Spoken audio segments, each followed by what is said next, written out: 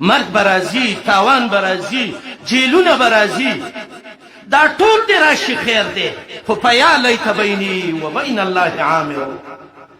بس چې الله سبحانه وتعالی زموږ نه خوشحاله الله دې زموږ نه خوشحاله شي. او دا خبره چې که زه د دین خبره وکړم څوک به مې مړ کي، څوک به مې جیل ته واچوي، کیدای شي څوک به مې ووایي نو چې دا سود دي زما وروره قلارې د خپلې ابۍ خواته کښېنه او ذکرونه کوه دې دعوت ته به یې مه راوځه. دا نر دعوت دی، نر سړی غواړي. زما نر نیکه بابا ابراهیم د دې دعوت دپاره اور ته وغورځېده.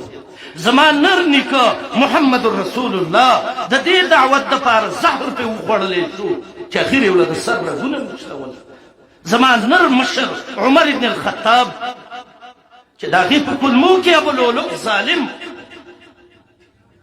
د زهرو نیزې ووالې. دا زموږ د دې سلفو دا تاریخ دی. که دا موږ وایو چې نن پلانې شیخ شهید کړو، پلانې شهید کړو، پلانې شهید کړو، الحمدلله دین نه دی ختم شوی. دا پخوانی ریکارډ دی روان دی.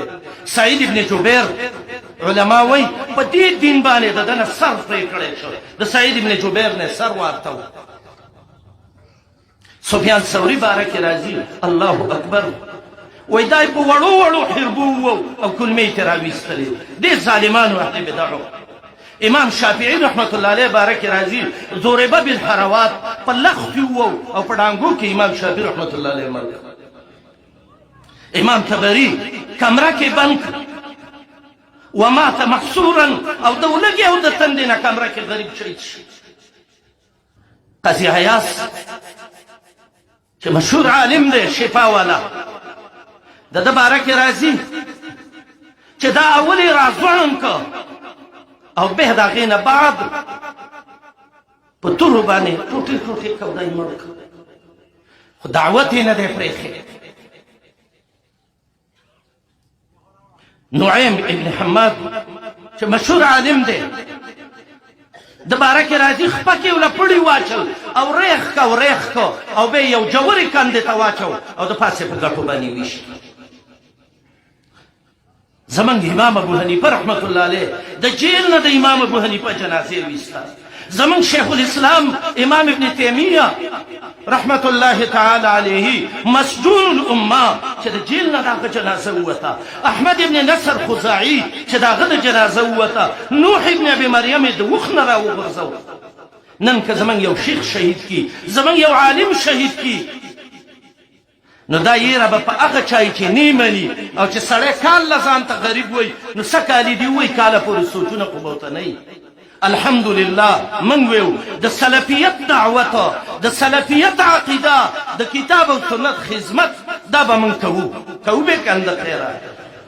که زمونږ مال پکې ځي یو ځل نه زر کرتې دې لاړ شي. که زمونږ بچي مړه کېږي، که زمونږ ښځې کونډې کېږي، که زمونږ بچي یتیمانان کېږي او که زمونږ په غوښو باندې مرغان او چړې په هغې کې نوځي او په ګولو سورې سورې کېږي، رب الکعبه مې دې قسم چې موږ پرې خوشحاله یو او دا خپل سعادت ګڼو. اذا كانت الاجساد للموت خلقت فموت سبيل الله بالمرء اجمل. مرګ برازي، تاوان برازي، جیلونه برازي، دا ټول دې راشي خیر دی، خو په یا لیت بیني و بین الله عامر. بس چې الله سبحانه وتعالی زموږ نه خوشحاله الله دې زموږ نه خوشحاله شي.